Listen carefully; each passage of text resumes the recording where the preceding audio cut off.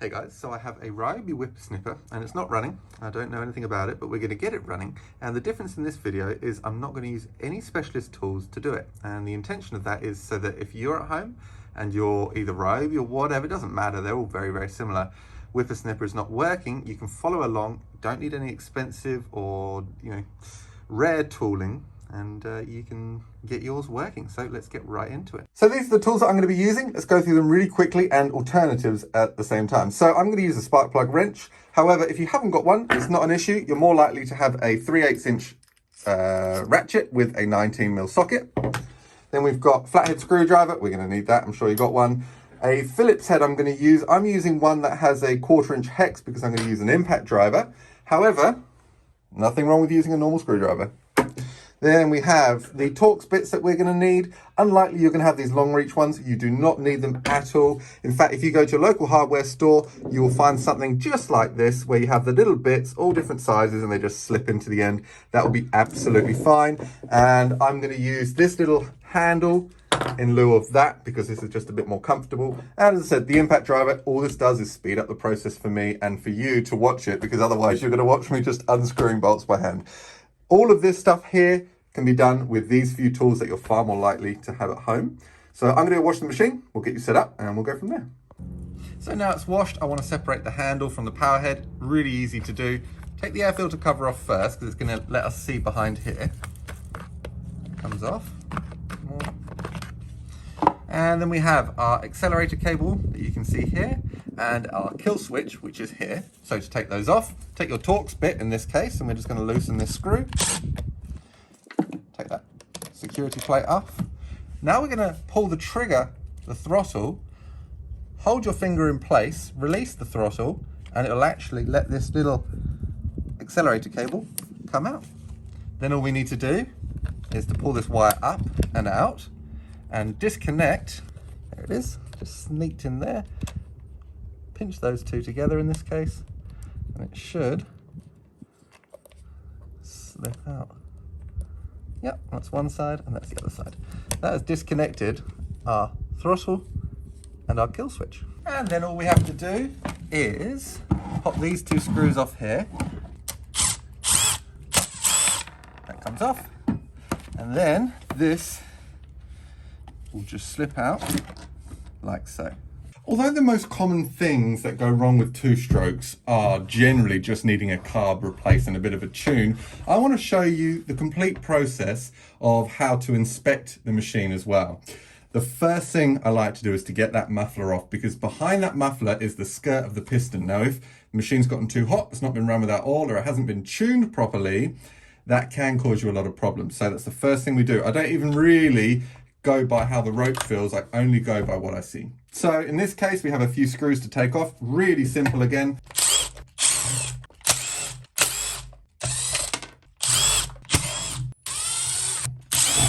You are huge.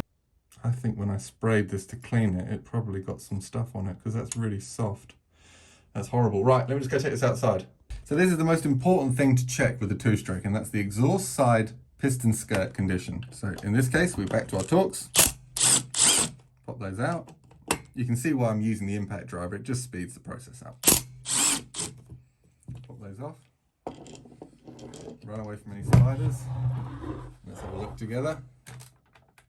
That is as good as a brand new piston. Have a look there. That is absolutely machine mark perfect. This has had very, very little use. See those machine marks? That's exactly what you're looking for. If you've got vertical score lines, then that's not good. So the next job is the spark screen. Most all engines will have a spark screen unless the owner's taken them out. In this case, we can just prise off the cover with a screwdriver, and it should just pop up just like that. Pull your screen out, let's see if it's blocked. This can be a very common issue on two-stroke engines, especially ones that are used when you're not at full throttle. They can often carbon up and they stop working. This one is actually fine, and it's nice and clear. I would suggest that if it's slightly blocked or completely blocked, get a cigarette lighter. Everyone's got a cigarette lighter. Get it till it's red hot and then just brush it off with a brush, or you could even just blow it off with your breath. Having a look in here, looks absolutely fine. I don't see anything wrong there at all. No, looks good to me. Let's put that back on. Filter's in place, the lines are there. Give them a bit of a squeeze. They're hard. They're going to need to be replaced, so we can do that. That's not an issue at all. Let's move on to the intake now, and we'll talk you through intake and linkage function. So what we want to do when we're looking at the intake side of things is firstly, of course, our air filter. Is it damaged? Has it got any holes in it? Is it covered in dust and debris? Could that have been the reason why the engine's not working? Give it a wash, give it a clean out, and let it dry. Then we want to make sure that the linkage is fully actuating. So at the top here, this is where we disconnected our throttle cable. Just open and close it, making sure that it's smooth, it returns freely, and that it's not getting caught and stuck in any certain location. In this case, we don't have to oil anything. It's absolutely fine. We're going to take a look down our intake as well now. We're going to open that butterfly by doing what we just did. Have a look in there. Is there something caught? Has a wasp made a nest in there? In this case, it looks absolutely fine. Very hard for me to show you, but it's nice and clear. There's no issues. The throttle, in this case, it's a barrel style carburetor, is actuating just fine, and it's not broken, cracked, or missing. We then want to have a quick look at the choke. Is our choke fully closing? Is it actuating as it should be? Well, feels good to me. It's fully sealing here. And I don't see any issues. Sometimes if they're very loose, they can actually drop down and that can cause you running issues, but there is nothing wrong there. Let's take the spark plug out and let's see if we have spark. Take your 19mm wrench. In this case, I'm going to use my scrunch. And we'll just see if this has been fouled up. Could the spark plug be the issue? It's a Champion plug, which is a great start. Having a good name brand plug is always advisable. But there is some carbon on there. If you've got a wire brush, even better. I'm actually going to leave this. Again, I'm going to try and do it like you might be able to do at home. So let's not even replace this for now. I think we're going to stick with it. The gap's there, it's all correct, and it's not horrendous, but you'll probably find with a good tune and a good run that will clean up. We're going to plug this into our boot here. Now hold this against, I say hold it if you don't mind getting sparked. Place this against any metal surface, the threads of those plugs against any metal surface. Turn your light off and now pull the engine over and see if you get sparked. And we have a beautiful bright blue spark. So at this point, I'm led to think that it's probably just fuel related. And it could be that there's some damage to the lines. That could certainly be an issue. It could just be that the filter's blocked. But while we are here, I'm going to show you how to take a carb apart and service it. Lots of people are a bit intimidated by this process, but actually it's very easy. So we're going to take these two Torx bits off, and that'll expose the carb for us. We're going to have to take this line off. Lines are going to need to be replaced. That's off. And our carby should come off just like that. We have one more line that's still connected. I'll talk about which one goes where. And move that out the way. I'm going to slip the carb. I have to take a line off there, slip this out, move that to one side. And here is our carburetor. Now, more often than not, this is the issue. Let's take our Phillips now, and we'll zip these off nice and quick. 3, 4. Take that cover off. This is what's normally hard. And that's exactly what it is. I reckon that was the issue. That's why this won't run. This is your metering diaphragm, and it meters the amount of fuel the engine can get, and that's full of two-stroke oil too. And this is very crispy. So that's one thing we're going to have to change. Having a look under here, the needle's fine. It's moving at least. It's all very dirty. It's just the oil. This is your fuel pump diaphragm. This is what moves the fuel. So we'll pull that off, and we're just going to have a look at these little one-way valves. Are they sticking up? Nope. Nope. Is there any debris underneath them that might stop them from sealing? And that's not an issue either. And how does it look under here? There's normally a fuel screen under here, which will probably be on this part, is my guess.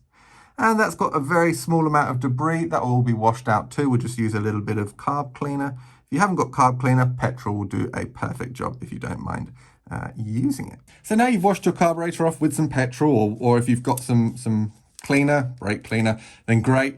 Go through all the little holes, make sure they're nice and clean, and there's a little screen you'll find in there, make sure that's nice and clean as well. And then you need to get yourself a carb kit. If it's a Walbro or Zammer, it will say either on the side or on the cover, Walbro or Zammer, and then it'll have a little code next to it. Type that code in on the internet and just type in Carb Kit afterwards. The only thing we're going to use in this case is just the diaphragm. I've got a spare one on hand. You can go deeper into a carb. You can take the lever, needle, spring and all that out, but I want to keep this video aimed towards the homeowner that hasn't done this before, and oftentimes you don't actually have to fiddle with any of that, only if there is a further problem, and we'll deal with that as and when we come to it.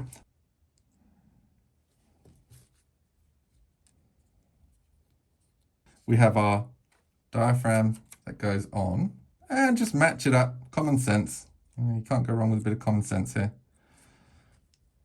And then that one goes on top, like so.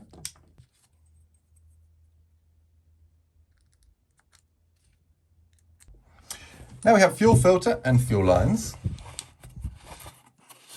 If your fuel lines and fuel filter are good, or you know you've had it serviced somewhat recently and they feel nice and soft and supple, well then there's no point in going too crazy and removing them. But we're going to swap these over because this is going to be sold and I want to make sure that it's good. So we've got our fuel lines laid out. I'm going to replace mine. You might not have to do yours, just check them. Then you have two different barbs. You have an intake barb for your fuel and a return that goes back to your tank. The larger one is your fuel intake, the smaller one is your return. And if you have a purge on the carby itself, then that goes straight back into the tank. In this case, we have a purge here, which we're going to replace anyway. And in that case, you have different lengths. Now, if you look closely, they'll say in and out. The in this case is, let's have a look, the smaller one, and the out is the longer one. So we have one small one that goes from the small barb to the small barb. We have a long one that's going to go from the big barb to the tank. So let's get that into the tank first. You might have to pull it from the other side and we'll pop our filter back in shortly. And then we have one more, which goes from the bulb back to the tank. So once you've got the two tubes in and the tube on there, we just want to put the carburetor. Can you see? Hopefully you can see. Yeah, you can. Long screw goes through here and here. They go right through either side of the opening of the carburetor. There. All right, let's reattach the two together. Might be a little bit easier if we reconnect everything first. So let's pop in this kill wire. Goes like that. And then we have this wire, which is our throttle here. That just goes back under, just how it came apart. It says, up we go. And now all you do is just slide the shaft on. Really, really simple stuff. That goes in, tighten her up. This is your alignment screw. Good. Time to start it. Now it might need a bit of a tune, a bit of a tweak. In fact, let's take the air filter off because it will give me access to those adjustment screws. So we need to go on, choke is on, that's good. Full throttle, and we'll see if we get a start.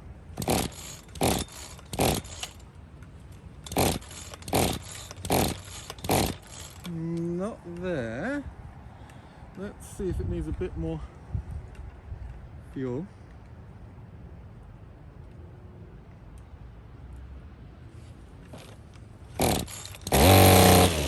What it was, just a little bit more fuel.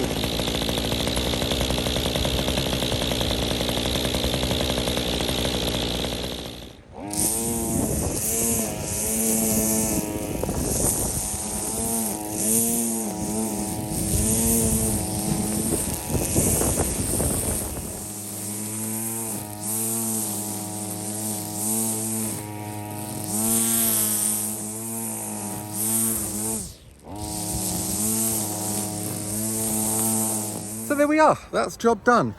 And so all that was wrong with this machine was we had a hard metering diaphragm, which is really, really common.